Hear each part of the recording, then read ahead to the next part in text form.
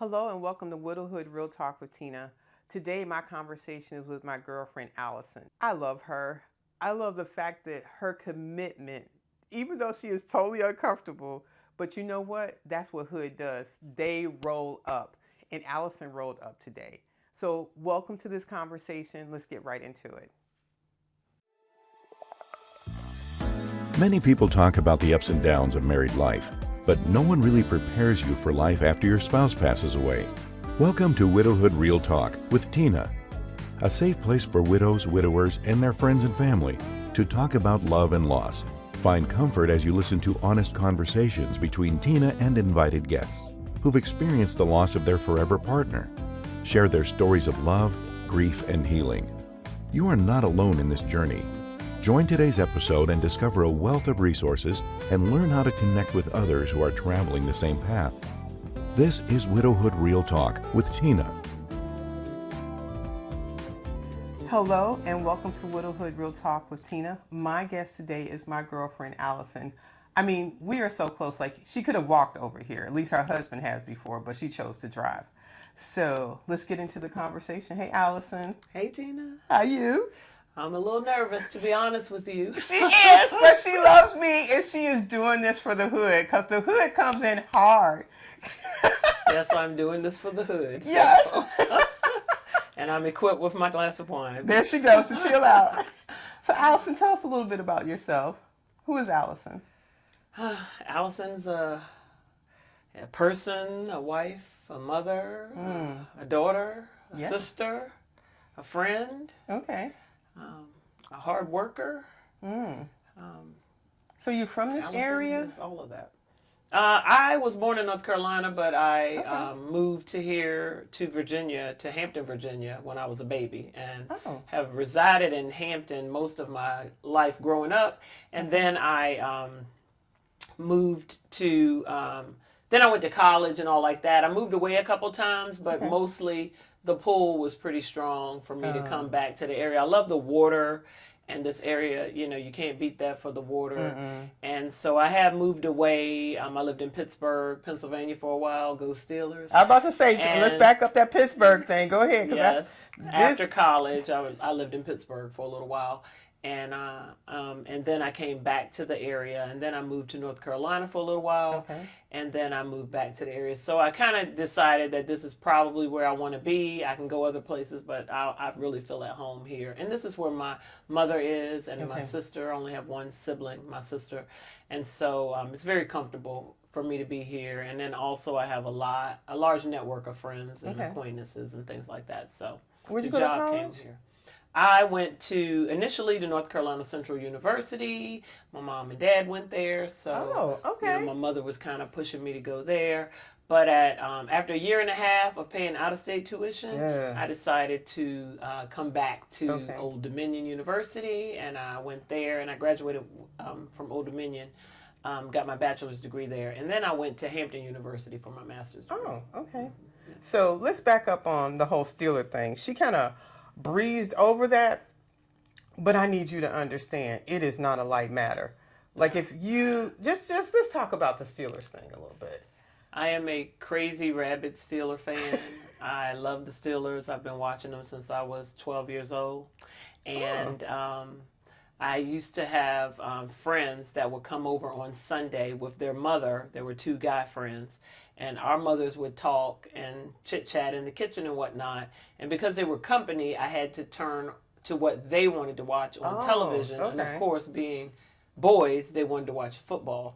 So, and the team that got a lot of airtime around here was the Steelers, and then they were Steeler fans, so they really taught me the game and taught me to love the Steelers. Unfortunately for me, at that time, the Steelers were really, really good, and they were winning, and they were beating everybody. So I have lived through the really, really good times and the really bad times with the Steelers, but that is my team, and they'll always be my team. And my son is a big Steeler fan too, and he tells me, "Mom, I'm more of a Steeler fan than you are." And I said, how is that even possible? Okay. And he said, it's because I was born from a Steeler fan. Oh my gosh. Your Okay. mom is a Redskins fan. You were born from a Redskins fan. So He said I'm more that. of a Steeler fan than you are. And although I really disagreed with him, I thought on the other hand, I could see why a child would have that logic. I never knew that. So what's some? Yeah. So you have a lot of Steeler stuff. What are some of your favorite Steeler items? Oh, we have a home theater in my house, and half of the home theater is decorated for Steelers. And there's banners from the championship years, pictures, framed pictures in there. All kinds of Steeler paraphernalia is in there. Rugs, pillows, bean bags, chairs, tables, towels? everything. Those terrible towels? Terrible towels. I have them framed as well as ones that I can spin around. And then the other side of the home theater belongs to my husband, and we won't talk about the other side because it's not for Steelers. It's for completely I was different wondering how you were going to play that out. Yes. And the other side of the room is another team that we're not going to Yes, talk about. we don't even need to mention that. That's right. Love it. Okay. Wow. I was expecting you to do something different. You surprised me with that, but well played. Well played. So your network of friends, what does that look like here? Oh, well, I have friends that go back to when I was in probably second grade. Wow. And as a matter of fact, I got together with some friends back in early December. We get together once or twice a year to celebrate birthdays. And we got to talking, and we realized that we have been friends since second grade. And we used to spend the night at each other's houses. And we grew up together. We went to most of the same schools together, and mostly did not part ways until college. We went to different colleges, but we are still friends. We were in each other's weddings, all of that. So so I still have very, very close friends from when I was, like I said, from second grade on up to definitely to high school. One of my girlfriends, we were talking, and she said, "You realize we've been friends for 50 years."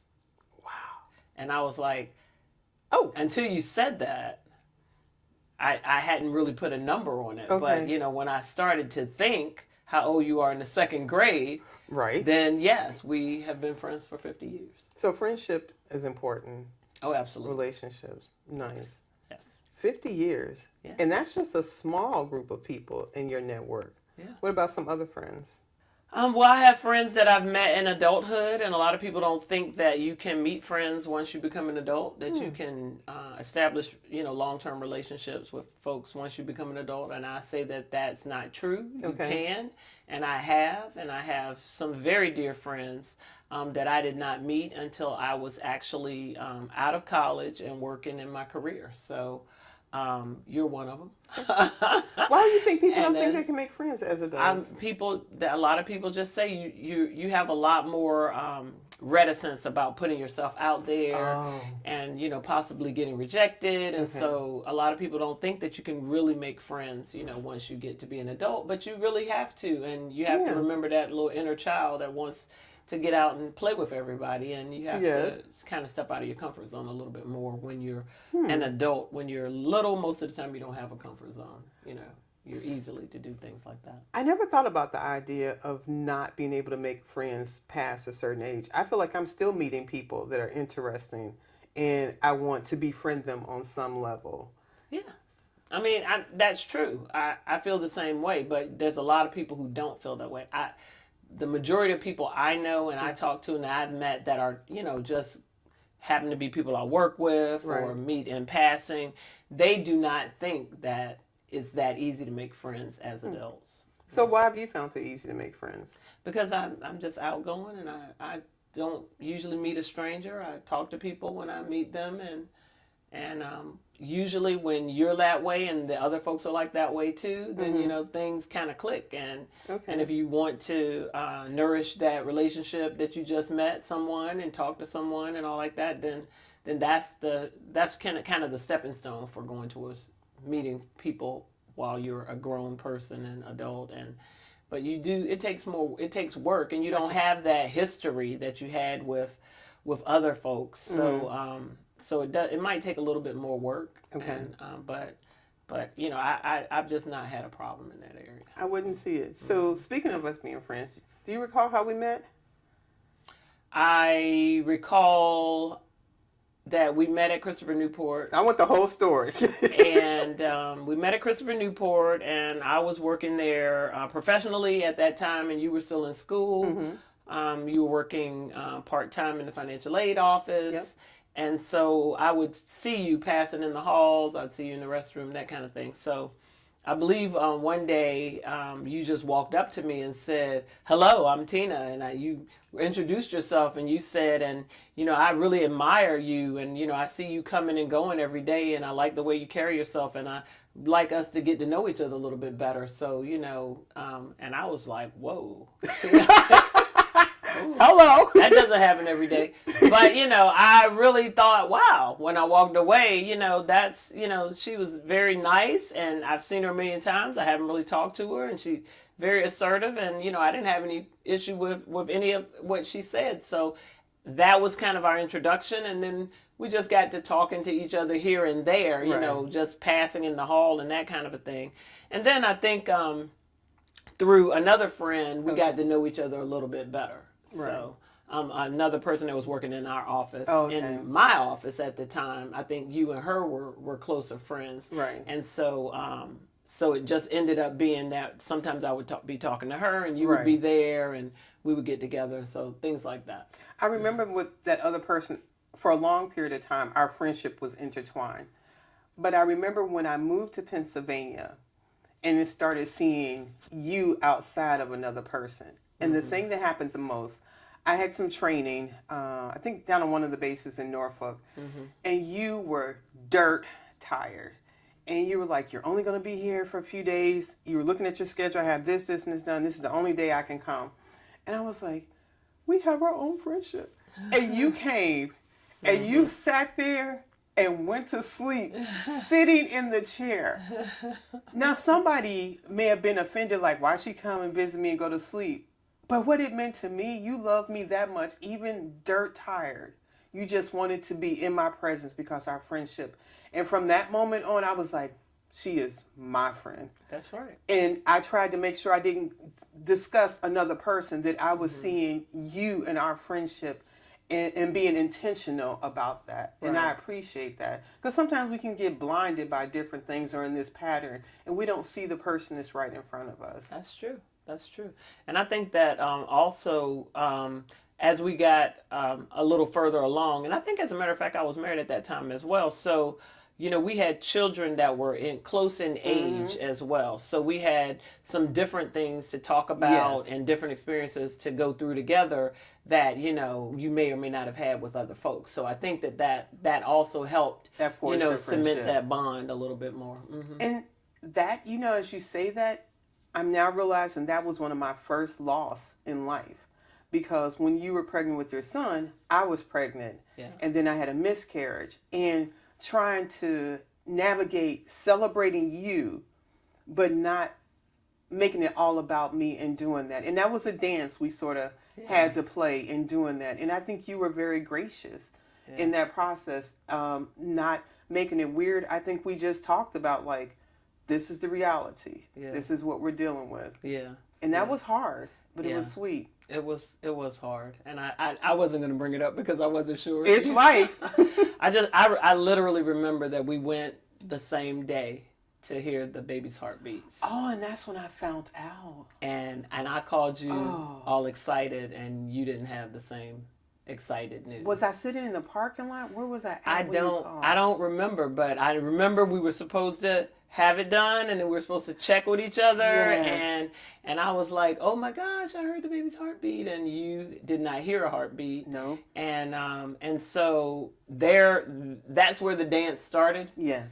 And it was, I was full of joy and emotion about being pregnant and hearing my baby's heartbeat and wanting to talk to somebody about that, equally excited. Who was going through it as well. But then I had to really temper that because I wanted to be aware and cognizant of your sorrow at the same time. So it It was a little dicey. It was a little, difficult to navigate as young women expecting their first child. Yeah. But here we are still. We got through that many years later. And then I got pregnant with our daughter. Yes. And you were full in. Yes. I can think of this picture in the house in Gloucester with this, was it a blow-up swimming pool that they were in? And then you took Catherine to go see Barney. Yep. Was it Coliseum back then? Yes, went to the Coliseum. We went, I took Catherine and Omar to see Barney at the Coliseum. They were so they were little and they just loved it. They had such a great time, so I thought that was fantastic, yeah.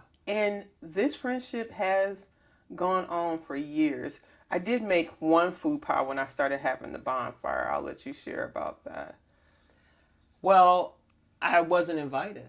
Just like that. So I'm having this big party, and I think I was asking you about it, like, are you coming or different stuff? And you were like, you did not tell me about a bonfire. And I was like, oh, how did I do that? I was like, she is never. I was like, in my head, I was like, we're breaking up now. Like, it's not going to happen, because it's like, how do you do all that and not think to invite somebody? But I think that has been one of the things about our relationship, to have a candid conversation. Oh, yeah. And just go, girl, I just plain forgot. I messed up. And so, but every bonfire thereafter was there. Yes. Even to the point where you and Z came to Pennsylvania and was the only people from the crew to be there. And that was really fun. That's right. We came to, I think, 5 or 6 consecutive bonfires in Pennsylvania. And we even got to the point where we would come the day before to get the best everybody else, so we would get the best sleeping accommodation. But also because that gave us an extra day to just spend with hanging out. Because the minute everybody else got there, it was on. So we just I just wanted that extra day of time to hang out. We went up the little street to the little cafe, and we get soup every time with the turkey chili. Yes, that's what it was. And little desserts from the little place down the street. So I just really enjoy going up there to the Poconos. I mean, I had never been before until we started coming up to the bonfire. And so that was like our annual trip that we very much look forward to before the holidays set in and everything like that. So the funny part about that, when we lived in Virginia, we would have the bonfire the day after Thanksgiving. Because, I don't know, it's like we had all these leftovers, and I think we had some pallets or something. It was like, oh, let's just have a bonfire. And it just kind of like happened. And then we moved to Pennsylvania, and we were renting a house, and there wasn't much of a backyard. And then we finally purchased a house, and I looked out there, and there was all this wood that needed to come down. And I was like, I guess we could have a bonfire. And I did not think it through, and I was like, we're going to have it the day after Thanksgiving like regular. I remember that. You guys humored me, but it was like, next year.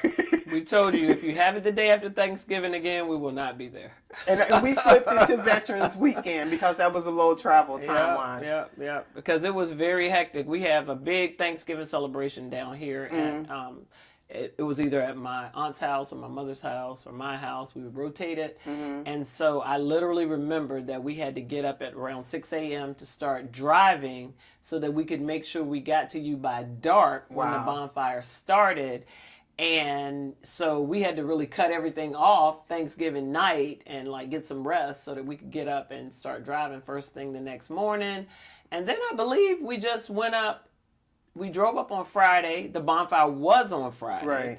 And then on Saturday, I think we might have come back the next day. I think so. So I'm not it wasn't a long weekend at that time. And so I said, can't do this again. It can't be the day after Thanksgiving because there's too much of my family in town, too much stuff I have to cut off abruptly in order to do that. And then it can't be, and then if it's not then it could be, a whole weekend and we can take a day or so and really enjoy it. So. And we had some fun times with that. Yeah. Just hanging out, checking out the local shops and doing stuff like that. Yeah. That is pretty cool. In your life experiences, what have been some losses that you've had?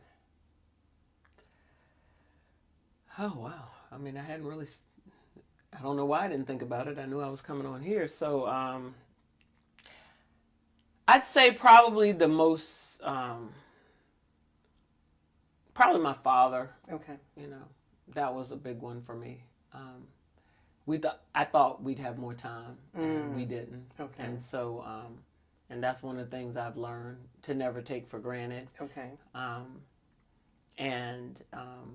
My grandfather, who passed just months after my father, as a matter of fact, I recognized that my mother was pretty much in denial about her father, which is what I was about mine. Okay.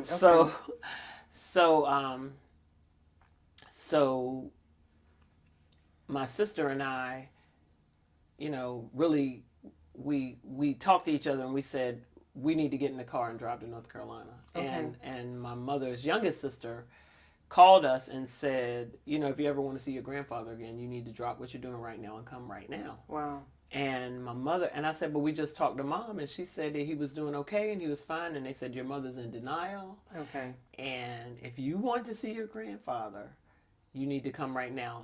All the other grandkids are already here. Because my mother had been telling us, oh, he's fine, he's going to be okay, blah, blah, because she was in denial. So my sister and I literally dropped everything. Okay. I was vacuuming my house. The vacuum was there when I got back, in the middle of the floor, still plugged in, but turned off, thankfully. And, and we went to North Carolina, and we saw my grandfather before he passed away, and he looked at us and smiled, my sister and I. Okay. And he closed his eyes, and a tear went down his cheek, and then he was gone. Wow. So literally, we think he was just holding on for us to get there. That must have been a wonderful feeling to make it and to be there for that. Yep, we drove 6 hours and straight to the hospital. Wow. And made it. Do you recall how old your grandfather was? No, I don't remember. Like maybe 80 years old. So he lived a long life. Yeah. Wow. So you said that has shown you to realize that we don't have every moment that life is not given to. How does that impact how you've lived your life? I tried my best to accentuate the positive. I try not to dwell on negative thinking. I mean, of course, everybody can get into a rut and all like that, but I just wake up every day just grateful to wake up in the morning. And I have my little mantra that I say in the morning, and I wake up every day genuinely excited about having woken up that morning. And that's really how I make it. And then from there, to me, everything else is just a bonus. You wake up in the morning and your eyes open up and you realize, I'm still here. I'm alive. And I say, and I get another chance to do it right. So, so that's how I look at it, know. I mean, so those are probably the two, biggest losses that I had.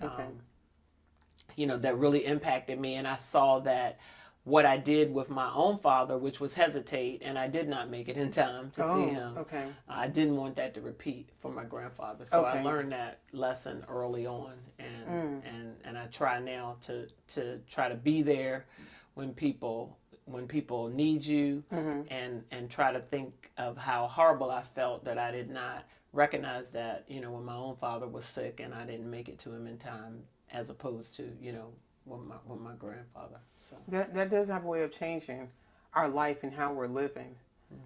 So in that same vein, talking about that, how did you come to know what was going on with my situation with Mark? So that Saturday, I got a phone call from Jerry. Okay. And Jerry told me that Tina and Mark are in Delaware, and Mark has had a heart attack. Right. And I didn't know. I knew Mark was living down here, and you were in Pennsylvania, so I didn't know that y'all had met up there. But she said, I think I'm going to drop everything and drive up there. I was not at home. I was at my sister's house in Hampton. And so, she said, I think I'm just going to hop in the car and go. And I said, well, I'm at my sister's house.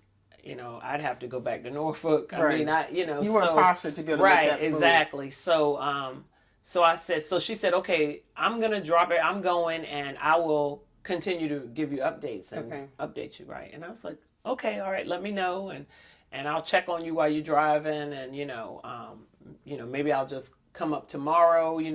I'll get my stuff. Like if you need me, let me know the situation when you get there, and I'll just drive up, tomorrow. Because it was late. It was nighttime. Right. It was pretty late in the evening. So she got in the car and started driving. So I was still at my sister's house. We had been there all day doing something. I can't even remember what. Probably some handiwork or something. Okay. And then we were hungry, so called in some food. And I said, okay, my car's blocking everybody in. Let me just run up the street and get it. Because this was like pre-DoorDash days and all like that. Yeah. We So, barely had cell phones then. Right. So I went to get the food and I came back. And everybody was quiet in the room. And I was like, oh, I got the food and this and that. And I was putting the food out. And so then my husband said, well, Jerry called while you were I had left my cell phone at my sister's. I got there and I was like, where is my phone? Oh, no. So I was like, okay, well, let me just hurry up and get the food and get back. And when I got back, he said, your phone rang, and it was Jerry. And I said, oh, okay, yep, I left my phone. And she said she would call me to give me updates. He said, well, she did give us an update like that. And I said, well, what was the update? And she said, he said, well, she said that Mark passed away. And I said, what? I was like, wait a minute, no. I said, she said, what? And he said, well, she said Mark passed away. And I said, no, I just really could not believe it. It's incomprehensible. It was incomprehensible. I mean, I could not believe it. And, I immediately started thinking, but, he's too young and, right. And they're making plans to move back here and he's already here. And this just can't be, So, I was just really in shock. So Jerry kept calling and giving me updates like I'm almost there. I'm there. She was driving when she got the news. Right. So she had gotten in the car and started driving, but she was driving and she was still a considerable ways away. Right. And so I can just imagine what she was feeling like by herself, driving up there trying to get to you. Mm-hmm. And so I was just waiting to find out everything else that was going on. And she updated me that she got there. She said, I'm here and I'm with Tina. And, she said, and I'll keep you posted on, whatever's going to happen next. So we didn't speak for a bit. No. Was it till you came up to Pennsylvania or was it sometime before then? I'm trying to remember. I think we might have spoken briefly a couple days before. There was a snowstorm headed. Oh my gosh, it was so much snow. There was a snowstorm and we were having difficulty getting through to the hotel because I guess they had shut down. Did y'all stay at our house? No, I contacted a hotel. I made reservations for I blocked because my family and everybody was already at the, I did a block of rooms and I tried to find out who's going to come, and I just said, hey guys, whoever's coming, I did reserve a block of rooms. If anybody wants to get a room, then you can use the room out of that room block. And I think it was about 4 or 5 of us ended up I think Barbara stayed there, and I think Kim and Lionel stayed there. I think Chris stayed at our place. I think Jerry may have started there, but then she ended up. Yeah. Because when the family left, I think you guys then came to the house. Right, right. Because I stayed for like a week or so afterwards. Yeah. So, and also, that weekend, I was supposed to go out of town. Like, Zahir had a business trip, and I was going to go with him.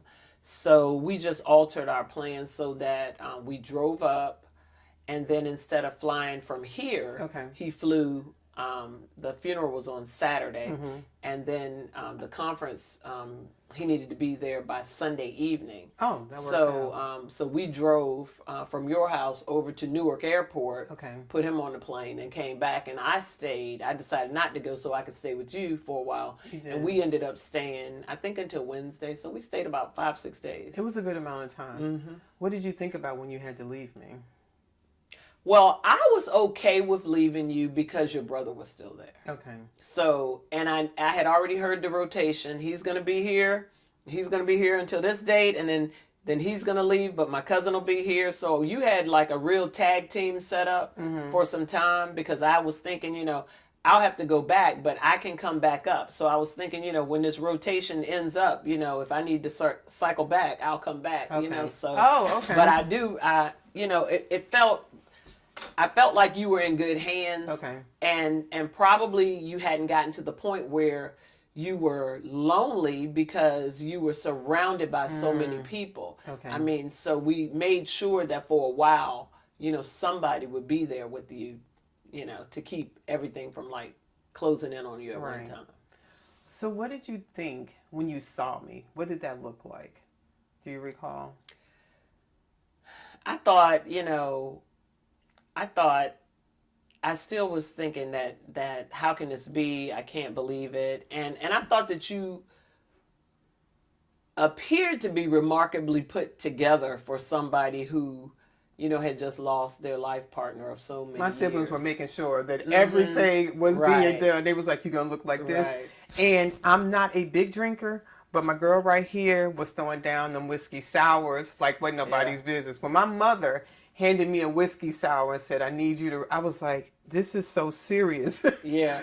And he was like, you want a whiskey sour? It's like, yes, and I like one now. I know. She said that. I was thinking, oh, she hasn't had my whiskey sours. And you took it right on. I did, because took it right on down. I was like a champ, too. I was like, okay. Yep. So that's kind of become a thing now. I always make a little stash and put it in a little jar with a ribbon and bring it to her whenever she is in need. Right. It's been further and far in between, but it is a type of experience that will put you places that you never thought you would be. Right. I'm not offensive to someone that prays it out, someone that goes to the gym, grinds it, they're quiet. You've got to find a vice at some point that works for you. Not that you want to overindulge and do that and then have other problems, but it is shocking. Yeah. It is extremely shocking. And that put togetherness was my siblings holding me up in every aspect, because that is my first hood. Right. They are really, and you know how we operate. They are and really also good. You're very, very thorough at everything. So you were kind of in planner mode. You were in planning mode Project at that time. mode. Yeah. You were like, okay, we're gonna go to the funeral home, and we're gonna see. You went with me for the very first viewing. For the viewing, right? So we're gonna do this. We're gonna do this. Okay, I don't like this about it. I don't like this. I want this. I want that. So you were really very focused on planning the ceremony and things like that. And I think that kept you busy, and it kept your mind, actively thinking all the time. So you didn't have to really just sit and dwell on, the real happening, the real grief, the real loss and the pain. I think that I saw that a lot while I was up there visiting you, because you were surrounded by people. You had a lot of things you had to get done. And we started seeing things kind of like wind down a little bit, after your parents left and one of your sisters left and all like that. So we were there till I think Wednesday, and by the time we left, I think the only person that was still there was your brother. I think Jesse. so. So now you're past all the busyness of the planning, and the reality is starting to sink in and doing everything. I want to circle back. So that was the first time I saw Mark's body, was that night before, that Friday. That's not a fun thing to do. That's not like, oh, let's go to this party or, do something. And sometimes people shy away. What made you not say, oh, I'm going to stay at the house and you go do that and I'll be here when you get back? Well, I rarely go to wakes and viewings because I don't particularly care for that part of the... And this was private. There was nobody there. It was literally just this was us. a family viewing, right? Yes. But I had come all the way to Pennsylvania to be there to support you. So it really wasn't about my comfort zone. It was about me being there for my friend, to support you, and to be there for whatever it is you needed from me. So I think, that's the kind of thing that happens when you have really good friends, that, you can set aside a little bit of your discomfort and a little bit of your anxiety, for the purposes of your friendship, and making sure that you're taking care of someone else. It's, the best thing is to take care of somebody else. That is really important. So if someone is here watching and part of this conversation, and their friend has lost a loved one, it may require you to come out of your own comfort zone to be there what that person needs. Yes. And that's okay. to be able to sacrifice that bit of time and to do that because they need you. Yeah, that's right. That is cool. That's that right. you don't know how friendships will evolve and the level of commitment that we have. Some friendships are tighter than others, which means we will extend ourselves more than others. So now you come back to Virginia. I'm in Pennsylvania, and I finally get to move back here. What are you thinking then? Oh, I thought it was fantastic. I actually was hoping that you would get here sooner than that, but you took about 1.5 years before you moved, and we were all really ready for you to be here because we were really looking forward to you and Mark being here. Right. We knew you were coming. You had it all laid out. That was a plan. You know, your kids were going into the military, and you were waiting for the last one to leave, and then to graduate from high school and all like that, and we were really looking forward to that. And Mark got coming back his together job first, and you were going to finish your radiation and all of that had to do with your breast cancer scare. Right. So, and then after that, you were going to come, and Mark came up here, and he was living in Portsmouth. And, you got to spend some time with right, him, he too. came to the house and cooked dinner and, watched football with us. He was a Steeler fan, too. Yes, he was. A little something there. So, we did get a chance to see him when he was moving into the apartment.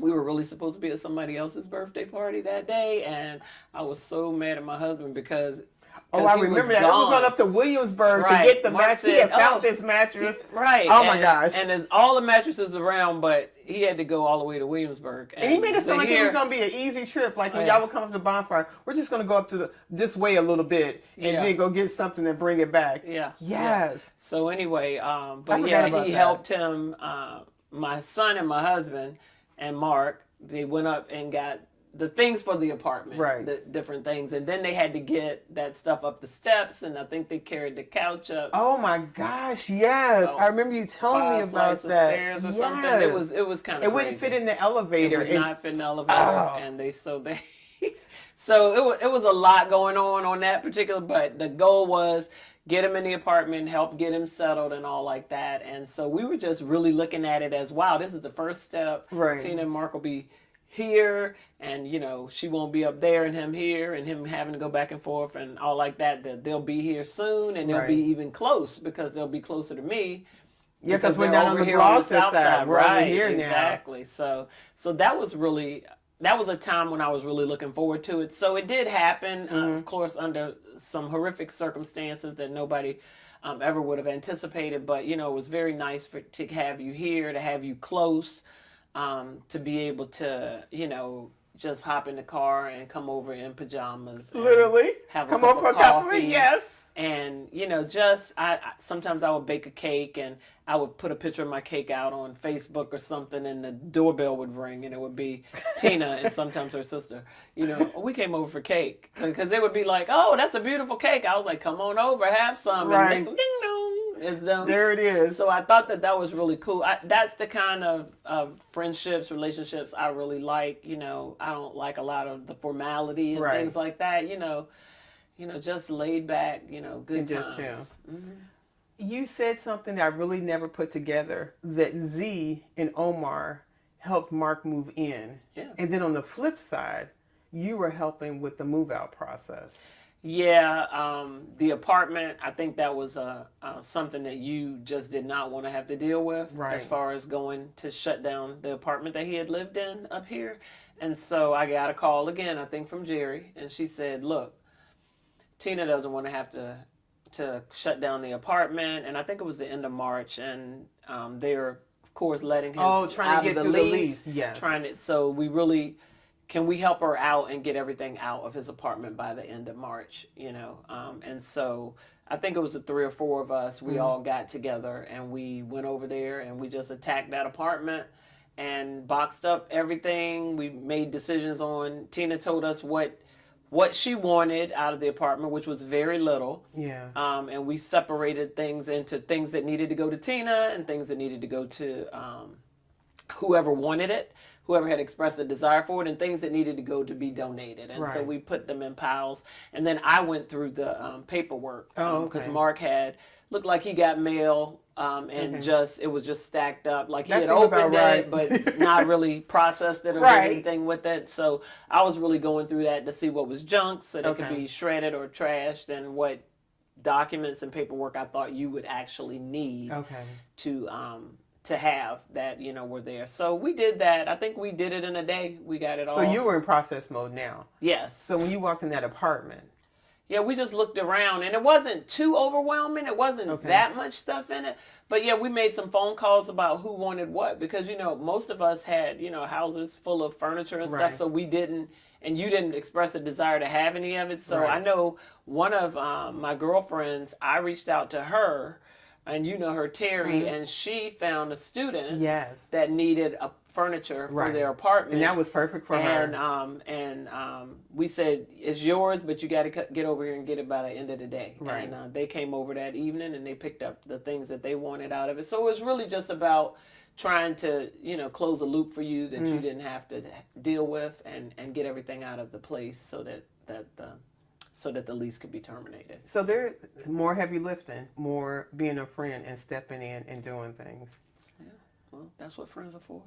That is. We say that as a cliche sometimes, but this is what it really looks like when it's unpacking.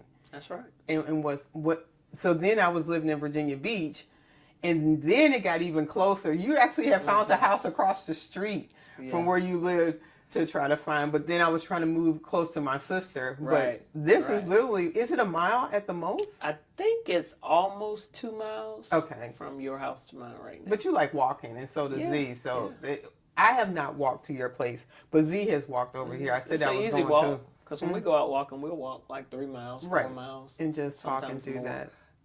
But yeah, it's very close. I very much enjoy being close logistically to where you are, so that we can pop in on each other. And you popped in the other day, but unfortunately I was in the middle of a Zoom meeting at work because I work from home. Right. And so I had to go. That was the first time ever. That's the first time I ever had, and then I felt bad about it too. I was like, oh, I couldn't just drop everything and have a coffee because I was on a Zoom meeting. So it happens. So but, and I'm not always the most spontaneous person. Usually I would call and say, what are you doing? I'm heading your way. But I was trying to be spontaneous and stuff, because you say I don't pivot well. So I was like, I'm going to pivot. I was coming back from a doctor's appointment. I was like, I'm just going to slide by to be able to at least show that I have pivotability, that I can pivot now. Yeah. So, but I'd say 9 times out of 10 that's a visit and a coffee or a tropical smoothie drink. Yeah. But on that particular time, I guess there was duty calls, so I was in the middle of a work call. So if a friend came to you and they were having difficulty grieving and dealing with things, what would you recommend for them? I don't really know how to answer that question, because every person is different and everybody goes through things differently. Yes. So I don't have a standard answer for that That's question. fair. I think that each situation has to be approached, differently as it is presented. So I don't have a script or anything for that. But that's perfect, because grief is literally unique to every person. The grief that you would have for a parent passing is different than the grief you would have for a spouse passing or a friend. So I think that's a really important place to realize that there is no script, that it is literally unique, and you can have to take it from that conversation with that person, talk with them, unpack what that looks like, what are they grieving. I think that's a perfect place to say that there's no script. Yep, and that's really true. I mean, I've had friends that have had situations, and then of course how you deal with your own grief is a whole different thing altogether.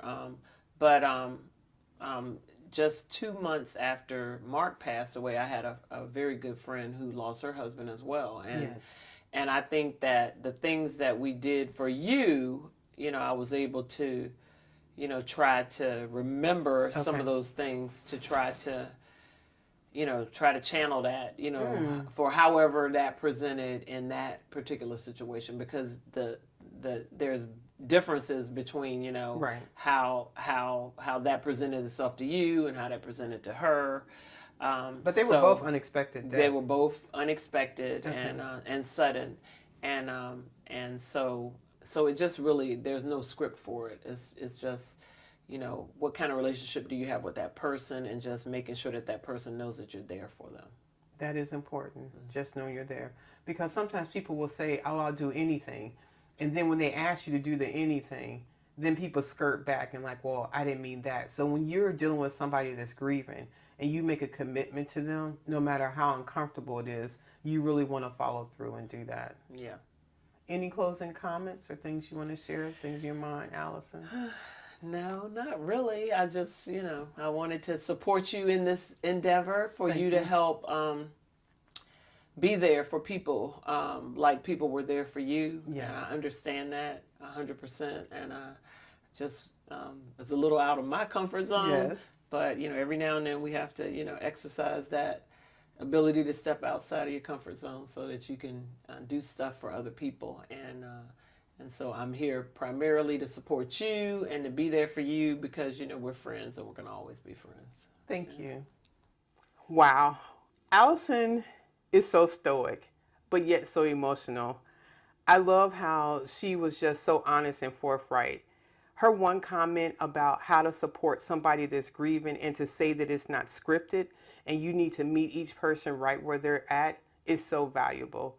Her conversation about being a friend and willing to take in the hard things to just support somebody even if it makes you uncomfortable. That's what a hood does.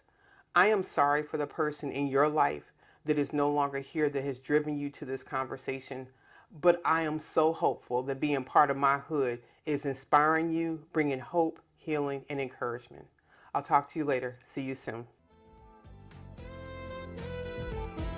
Thank you for spending another episode with Widowhood Real Talk. If you found the contents of today helpful, share the episode to anyone you know who may need it. Subscribe to the show and tune into Widowhood Real Talk each week.